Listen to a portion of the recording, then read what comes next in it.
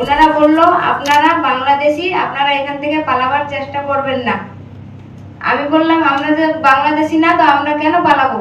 আমরা পালাবো না, আমরা এখানে আমাদের ডিউটি আমরা ঠিকই পালন করব, আমরা এখান থেকে কোথাও যাব না।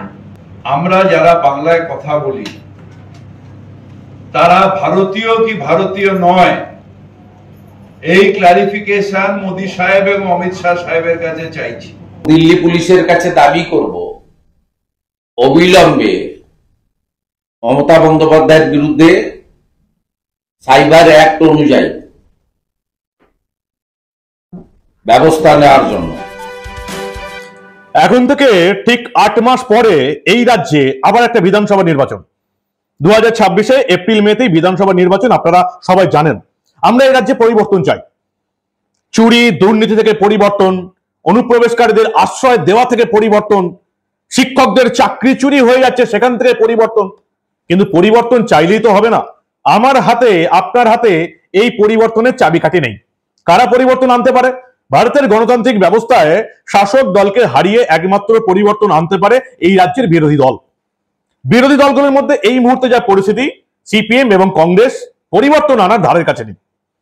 এই মুহূর্তে প্রধান রাজনৈতিক বিরোধী দল তৃণমূলের বিজেপি। যদি পরিবর্তন কেউ আনতে পারে তাহলে বিজেপি আনতে পারবে, এর জন্য কোনো বিশেষজ্ঞ হতে হবে না।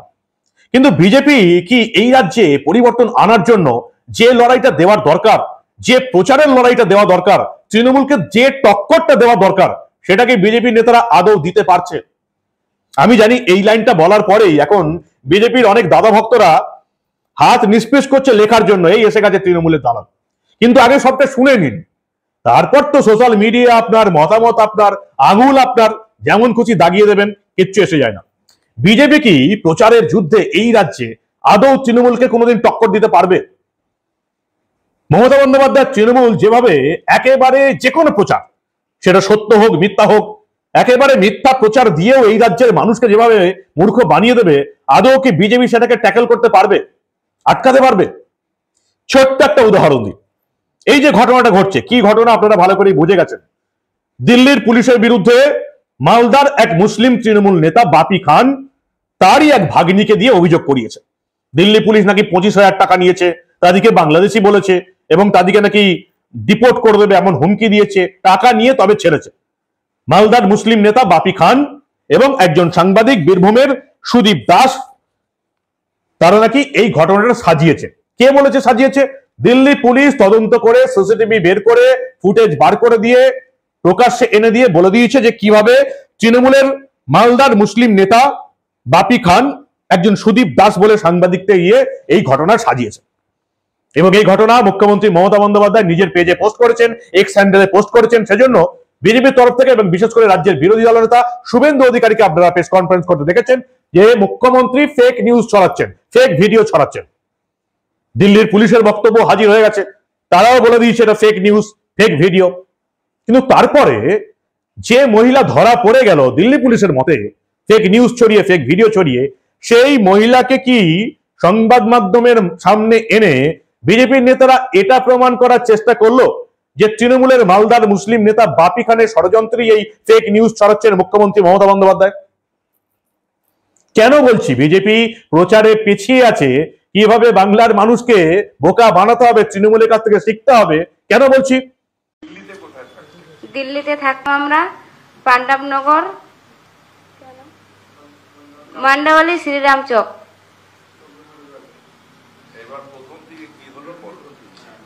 এই যে মহিলা, কি নাম মহিলার? মালদার বাসিন্দা, বর্তমানে দিল্লির বাসিন্দা সাজিনুর পারভিন। মালদার তৃণমূল নেতা, মুসলিম নেতা বাপি খানের আত্মীয় সাজিনুর পারভিনকে দুদিনের মধ্যে তৃণমূল দিল্লি থেকে তুলে নিয়ে এসে নিজেদের পার্টি অফিসে বসিয়ে বাংলার মানুষের সামনে প্রেস কনফারেন্স করিয়ে দিল। কি বলছেন এই সাজিনুর পারভিন? দিল্লি পুলিশ কিভাবে তাদের অত্যাচার করেছে বাঙালি বলে, শুনুন ভালো করে। আমাদের ঘরে 4টা লোক এসেছিলেন, তারা এসে বললেন আমরা পুলিশের লোক, আমাদেরকে আধার কার্ড দেখান। আমি আধার কার্ড বের করে দিতে দিতেই ওনারা বললেন আপনার হাজবেন্ড কোথায়? আমি বললাম আমার হাজবেন্ড কাজে গেছে, ও এখন বাড়িতে নাই। ওনারা বলল আপনারা বাংলাদেশি, আপনারা এখান থেকে পালাবার চেষ্টা করবেন না। আমি বললাম আমরা যে বাংলাদেশি না, তো আমরা কেন পালাবো? আমরা পালাবো না, আমরা এখানে আমাদের ডিউটি আমরা ঠিকই পালন করব, আমরা এখান থেকে কোথাও যাব না। তারপরের দিন ওরা আবার 4 জন এসে, 2টা মহিলা 2টা পুরুষ এসে আবার বললো পুলিশের লোক আমরা, আমাদের সাথে আপনাকে যেতে হবে, আপনি হচ্ছেন বাংলাদেশি। আমি বললাম আমি মালদা ডিস্ট্রিক্টের লোক, আমি কিভাবে বাংলাদেশি? ওরা কিছু না শুনেই ওরা আমাকে একটা নির্ভুম জায়গায় নিয়ে গেল, নিয়ে যেয়ে ওখানে প্রচন্ড অত্যাচার করতে শুরু করে দিল। ওরা বলল আপনার স্বামীকে এখানে নিয়ে আসুন। আমি বললাম, ওরা তখন বলল যে বাংলাদেশি, আপনারা বাংলাদেশি। আমি বললাম আমরা বাংলাদেশি না। এই কথাটা বলার পর আমাকে 2টা থাপ্পড় মেরেছিল। মারার পর বললো যখন তুমি স্বামীকে ডাকতে পারবে না, তো তুমি জয় শ্রীরাম বলো, তারপর তোমাকে ছাড়া হবে। আমি বললাম আমি মুসলমান, আমি কিভাবে জয় শ্রীরাম বলবো? এই কথাটা বলার পর আমার পেটে একটা লাথি মেরেছিল। লাথি মারার পর আমার ছেলেটাকে ওরা কেড়ে নিয়ে, একটা মহিলা মেরেছিল। মারার পর আমার ছেলেটাকে ওরা কেড়ে নেওয়ার চেষ্টা করছিল, বলছে ওরা একদম এত ছিঁড়াছিড়ি করতে করতে আমার ছেলেটা উপর খেয়ে পড়ে গেছিল। আর কানের মধ্যে ওরা থাপড় দিয়েছিল, কান থেকে রক্ত পড়ছিল, কানে আচরণ এখনো আছে, আর মাথাটাও ফুলে গেছিল পড়ে যেয়ে। তখন আমাদেরকে ও হুমকি দিল 25,000 টাকা দিলে ছাড়বো, না হলে ছাড়বো না। সন্ধ্যার সময় পুলিশ ঢুকে গেল, পুলিশ মিডিয়াওয়ালা সবাই ঢুকে আমাদেরকে মিডিয়াওয়ালা পুলিশের হাওয়ালে করে দিল। পুলিশ আবার আমাদেরকে থানায় নিয়ে চলে গেছিল। সাজনুর পারভিনকে তৃণমূল নিজেদের অফিসে বসিয়ে প্রেস কনফারেন্স করিয়ে দিল। মজাটা কোথায়? যে মজাটা এই বাংলার কোনো মিডিয়া বা এই বাংলার আপনারা যাদেরকে বিখ্যাত সাংবাদিক বলেন তারা আপনাদের বলবে না। মজাটা হচ্ছে এটাই, এর আত্মীয়, এর মামা মালদার মুসলিম তৃণমূল নেতা বাপি খান একে দিয়ে যে ভিডিওটা বানিয়েছিল তাতে অভিযোগ ছিল দিল্লি পুলিশের বিরুদ্ধে। দিল্লি পুলিশ 25,000 টাকা চেয়েছে, তাকে বাংলাভাষী বলে বাংলাদেশি বলে দাগিয়ে দেওয়ার চেষ্টা করছে, এগুলো ছিল। অত্যাচার করেছে, তার সন্তানকেও নাকি মেরেছে। যে ভিডিও, বাচ্চাটার ভিডিও শেয়ার করেছেন মমতা বন্দ্যোপাধ্যায়, শিশুদের ভিডিও এভাবে শেয়ার করা যায় না, সেটাও একটা মারাত্মক অপরাধ, যেটা আমাদের রাজ্যের মুখ্যমন্ত্রী এবং পুলিশ মন্ত্রী জানেনই না। বাপি খানের ভিডিও, বাপি খান যেটা এই ভদ্রমহিলাকে দিয়ে করিয়েছিলেন, সেই ভিডিওতে কিন্তু কোথাও ছিল না যে দিল্লির পুলিশ এই মহিলাকে জয় শ্রীরাম বলতে বলিয়েছে। এই মহিলাকে তৃণমূল তুলে নিয়ে এলো, একেবারে কুণাল ঘোষ ফিরাদ হাকিমের মাঝখানে বসিয়ে তাকে দিয়ে প্রেস কনফারেন্স করিয়ে দিল এবং বলল দিল্লি পুলিশ আমাকে জয় শ্রীরাম বলতে বলেছে, আমি মুসলিম, কেন জয় শ্রীরাম বলবো? সুশ্রী মুসলিম ধর্মের 34% মানুষের ভোটটা পুরোটা পাওয়ার জন্য সুশ্রী। আর বাঙালি অবাঙালি লড়িয়ে দিয়ে, বাঙালিদের উপর বিজেপি অত্যাচার করছে, এটা লড়িয়ে দিয়েও যদি হিন্দু বাঙালির ভোট ব্যাংকে ফাটল ধরিয়ে দিতে পারি, তাহলে 2024-এ ভোটে জিতে আরো একবার এই রাজ্যে রাজত্ব করা যাবে। কি প্ল্যানটা একবার ভাবুন। ফিরাদ হাকিম কি বলছেন শুনুন। আমরা যারা বাংলায় কথা বলি তারা ভারতীয় কি ভারতীয় নয়, এই ক্লারিফিকেশন মোদী সাহেব এবং অমিত শাহ সাহেবের কাছে চাইছি। আমরা যারা বাংলায় কথা বলি, ভারতবর্ষের মাটিতে জন্মে বড় হয়েছি, ভারতবর্ষের অঙ্গরাজ্য পশ্চিমবঙ্গে, এখানে বড় হয়েছি, খেয়েছি, দিয়েছি, নিজেদের ভারতীয় হিসেবে আমরা গর্ব অনুভব করি। তারা ভারতীয় কি নয়, সেই প্রশ্নের জবাব অমিত শাহজিকে দিতে হবে, অমিত মোদীজিকে দিতে হবে। কারণ ডবল ইঞ্জিন সরকার যেখানে যেখানে আছে সেখানে বাংলা বললেই বাংলাদেশি, বাংলা বললেই হার যাও, বাংলা বললেই তাকে বাংলাদেশি হয়। ইভেন এমন কথা ওনাদের কাছে সকালে আমি শুনলাম যেখানে মমতা ব্যানার্জিকেও বাংলাদেশি বলা হয়েছে। দিল্লি পুলিশ কি বলেছিল? দিল্লি পুলিশ সমস্ত সিসিটিভি বের করে দিয়ে বলেছিল এরকম কোনো ঘটনাই ঘটেনি, যেদিনের ডেটে কথা হচ্ছে সেদিনের সিসিটিভি ফুটেজ দেখিয়ে দিলাম। এই ভদ্রমহিলাকে আমরা জেরা করে জানতে পেরেছি যে মালদার তৃণমূলের নেতা বাপি খানের কথা অনুযায়ী এরা দিল্লি পুলিশকে, বিজেপিকে বদনাম করার জন্য এই চক্রান্তটা করেছে। দিল্লি পুলিশের তরফ থেকে কি বলা হয়েছিল দেখুন ভালো করে। আমার কাছে খবর এসছে যে শিশুটির কে নিয়ে কালকে আমি টুইট করেছিলাম, তার কানে মেরেছে, কপালে মেরেছে, 6 মাসের বাচ্চা। পুলিশ তাদের এই থানা থেকে ওই থানা, ওই থানা থেকে এই থানা নিয়ে যাচ্ছে, কবে মিসিং করিয়ে দেবে যাতে ওদের পাত্তা না পাওয়া যায়। Honourable chief minister of West Bengal, उनके ट्विटर हैंडल से एक ट्वीट किया गया जिसमें ये बताया गया कि दिल्ली पुलिस के द्वारा एक बंगाली स्पीकिंग महिला और उसके बच्चे को असॉल्ट किया गया। जैसे ही इन्फॉर्मेशन हमारे पास आई, इमीडिएटली हमने इसमें इंक्वायरी प्रोसेस इनिशिएट किया, जिसमें ये पता लगा कि जो लेडी इन क्वेश्चन है उनका नाम संजनू परवीन है, वाइफ ऑफ मुख्तार खान, और ये मजबूर नगर वेस्ट विनोद नगर में रहती हैं। जब इनसे डिटेल इनसे पूछताछ की तो इन्होंने बताया कि 26 तारीख को तकरीबन 10 साढ़े 10 बजे इनके घर पर 4 पुलिस वाले जो कि अपने आप को सिविल क्लोथ्स में थे वो आए, इनको लेके गए और किसी सिक्लूडेड एरिया जहां पर डीडीए पार्क है वहां पर उनको लेके गए और इनसे मार पिटाई करी और 25,000 रुपए इनसे डिमांड किए, जो इन्होंने बाद में दिए।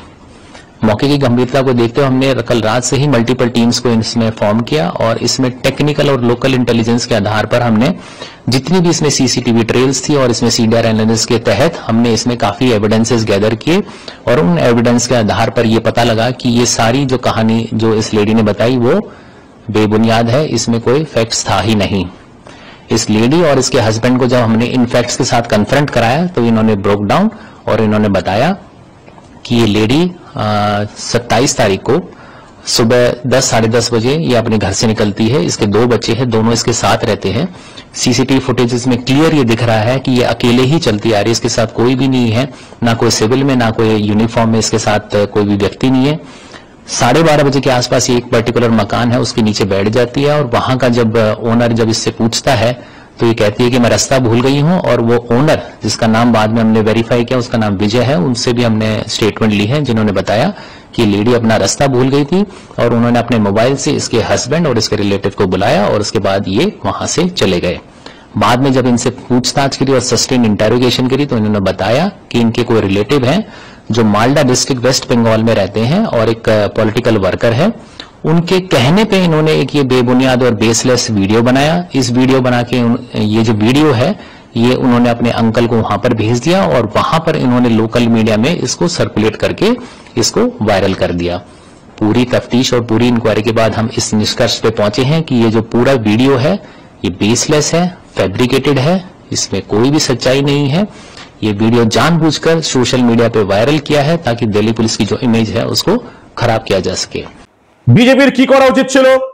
বিজেপি নেতাদের, বঙ্গ বিজেপির নেতাদের উচিত ছিল দিল্লিতে বিজেপি নেতাদের সহযোগিতায় এই ভদ্র মহিলাকে নিয়ে প্রেস কনফারেন্স করানো এবং এটা বলানোর চেষ্টা করা যে কিভাবে বাপি খান তাকে দিয়ে ফলস ভিডিও করেছে, যেটা এই মহিলা দিল্লির পুলিশকে বলে এসেছিল। এখানেই তফাৎ, যেটা বঙ্গ বিজেপির নেতারা, দিল্লির বিজেপি, দিল্লিতে এখন বিজেপি ক্ষমতায়, মহিলা মুখ্যমন্ত্রী, যেটা বিজেপি করার প্রয়োজন বোধ করলো না। ভালো করে শুনুন, একটা মজার ব্যাপার আপনাদের শোনাচ্ছি, এটাও কোনো মিডিয়া আপনাদের দেখাবে না, বিখ্যাত সাংবাদিকরা বলবে না। এই যে সাজনুর রহমান, সাজনুর পারভিন এর যে শ্বশুর আসমান খান, তাকে জিজ্ঞেস করা হলো, বাপি খান তৃণমূলের নেতা, আপনাদের আত্মীয়? আসমান খান বলছেন বাপি খান এ তো আমাদের ঘরের মেম্বার। বাপি খান তৃণমূলের নেতা, এই পরিবারটার ঘরের মেম্বার। আসমান খান সাজনুর পারভিনের শ্বশুর কি বলছেন শুনুন ভালো করে, মজার ব্যাপারটা। बापी खान नाम के किसी को पहचानते हैं आप? बापी खान नाम के किसी को पहचानते हैं आप? वो हम लोग का गांव का मेंबर है। अच्छा, हाँ, आपका रिलेटिव है वो? नहीं, ऐसे ही हम लोग का गांव वाला है। वो कह रहे हैं कि आप उनके कहने पे आप लोगों ने नहीं, ये गलत है, ये गलत है। नहीं, हम लोग को नहीं कहा है। রাজ্যের বিরোধী দলনেতা শুভেন্দু অধিকারী এই মামলা নিয়ে লড়ে গেছেন। তিনি নিজে যোগাযোগ করে এই ব্যাপারটা ফাঁস করেছেন। দিল্লি পুলিশের কাছ থেকে যে ভিডিও রিলিজ হয়েছে সেগুলো তিনি নিজের সোশ্যাল মিডিয়া দিয়েছিলেন এবং শুধু তাই নয়, তিনি নিজের ভাই সৌমেন্দু অধিকারী, কাঁথির সাংসদ, তাকে দিয়েও কিন্তু দিল্লি সাইবার পুলিশ স্টেশনে মমতা বন্দ্যোপাধ্যায়ের বিরুদ্ধে ফেক ভিডিও ছড়ানোর জন্য অভিযোগপত্র দায়ের করেছেন। এখন দিল্লি পুলিশ সেটাকে এফআইআর করে মমতা বন্দ্যোপাধ্যায়ের বিরুদ্ধে ফেক ভিডিও, ফেক নিউজ ছড়ানো তদন্ত করে কিনা সেটাও আমাদের জানার আছে। বিরোধী দলনেতা কি বলেছিলেন দেখুন আপনারা। দিল্লিতে থাকা বাঙালিদেরকে অনুরোধ করব, মমতা ব্যানার্জির বিরুদ্ধে বিএনএস এর অন্তর্গত ওনার ফেক পোস্টের জন্য এফআইআর করা উচিত এবং দিল্লি পুলিশের কাছে দাবি করব অবিলম্বে মমতা বন্দ্যোপাধ্যায়ের বিরুদ্ধে সাইবার অ্যাক্ট অনুযায়ী ব্যবস্থা নেওয়ার জন্য। আর আমি কাঁথির এমপি সৌমেন্দু অধিকারীকে অলরেডি টেলিফোনে বলেছি, পার্লামেন্ট শেষ হয়ে গেলে বিকেলে গিয়ে দিল্লি পুলিশের সাইবার ক্রাইমের থানাতে মমতা ব্যানার্জির নামে স্পেসিফিক এফআইআর করতে। তিনি এফআইআর করবেন। এই হচ্ছে আসল ব্যাপার, যে তৃণমূলের প্রচারের সঙ্গে বিজেপি 8 মাস আর ভোটের আছে ঠিক কোথায় পিছিয়ে আছে। একটা ইস্যু ধরবো, সত্যি হোক মিথ্যা হোক, বাংলার মানুষের কাছে সেটা সত্য প্রমাণ করেই ছাড়বো, যত বড় মিথ্যাই সেটা হোক না কেন। এই কাজটা এই দিল্লির পুলিশ ঘোষণা করার পর, এই ভদ্রমহিলা সবকিছু স্বীকার করার পর, যে কাজটা বিজেপি করতে পারতো, তারা ফ্রন্ট ফুটে থাকতো, ভদ্রমহিলার আসল রূপ, তৃণমূলের মালদার মুসলিম নেতা বাপি খানের আসল রূপ ফাঁস করতে পারতো, সেটা বিজেপি করলো না। উল্টে সেই ভদ্রমহিলাকে দিল্লি থেকে তৃণমূলের অফিসে নিয়ে এসে তৃণমূল এই ভদ্রমহিলাকে দিয়ে বলার চেষ্টা করলো আমাকে জয় শ্রীরাম বলতে বলেছে, আমাকে মারধর করেছে, আমি বাঙালি বলে আমাকে অত্যাচার করেছে। এই হচ্ছে রাজ্যের আসল পরিস্থিতি। শুধু ঠান্ডা ঘরে বসে প্রেস কনফারেন্স করব আর নেতাদের দাদাদের চামচারা যেই সামনে কিছু বলবে তাকে দাগিয়ে দেওয়ার চেষ্টা করব, যে মানুষটা লড়ে যাচ্ছে, রাজ্যে পরিবর্তন চাইছে, তাকেই দালাল বলে দাগিয়ে দেবো, এই কাজটা করলে আপনারা এই রাজ্যে কি পরিবর্তন আনবেন? আমাকে আপনারা পেছনে কি বলছেন তাদের কিচ্ছু এসে যায় না, কিন্তু এই রাজ্যে যা ঘটছে আসল সত্যটা কি এটা কিন্তু আমি দেখিয়েই যাব। আপনারা চারটে গালাগাল দিলে, অমুকের দালাল দিলে, দালাল বলে দাগিয়ে দিলে, কি বললেন না বললেন তাদের কিচ্ছু এসে যায় না। অনেকে বলছেন আবার এই সংবাদ নাকি আবার অন্য কেউ শিখিয়ে দিয়েছে। 25 বছর সাংবাদিকতা হয়ে গেল, এখনো কারো কাছে আর শেখানোর দরকার হয় না। দেখতে দেখুন আসল খবরগুলো, যে খবরগুলো এই বাংলার কোনো মিডিয়া, কোনো বিখ্যাত সাংবাদিক দেখাবে না, সেগুলোই আমি আপনাদের কাছে তুলে ধরবো। এখন বাংলার মানুষকে ঠিক করতে হবে, তারা সত্য দেখবে নাকি বিভিন্ন দাদা দিদি নেতা নেত্রীর ভাইরা যেটা চাইছে সেটা দেখবে, কোনটা পছন্দ করবে আপনাদের ঠিক করতে হবে। আপনারা যারা আমাকে ভালোবাসেন তারা অবশ্যই এই প্রতিবেদন শেয়ার করে বুঝিয়ে দিন যে এই রাজ্যে এই মুহূর্তে রাজনৈতিক প্রেক্ষাপটে ঠিক কি ঘটছে আর কি ঘটা উচিত ছিল। আপনাদের মূল্যবান এবং গুরুত্বপূর্ণ মতামত জানান দা নিউজ বাংলার কমেন্ট সেকশনে। যারা চিন্তা প্রকাশ করছেন বিভিন্ন লোক গালাগাল দিচ্ছে, দাগিয়ে দিচ্ছে, চিন্তা করবেন না, পুরো পরিবর্তন চাই। রাজ্য সরকারের পাশাপাশি সিস্টেমের পরিবর্তন চাই যদি বলি, তাহলে অনেকেই এইরকম পেছনে লাগবে, এগুলোকে গুরুত্ব দেওয়ার কিছুই নেই। আপনাদের মূল্যবান মতামত জানান দা নিউজ বাংলার কমেন্ট সেকশনে। দেখতে থাকুন দা নিউজ বাংলা। আমরা এই রাজ্যে, দিল্লিতে, দেশে ঘটে যাওয়া এই ধরনের অনেক খবরই সোজা সাপটা বলবো, কিছুই চেপে রাখতে দেব না।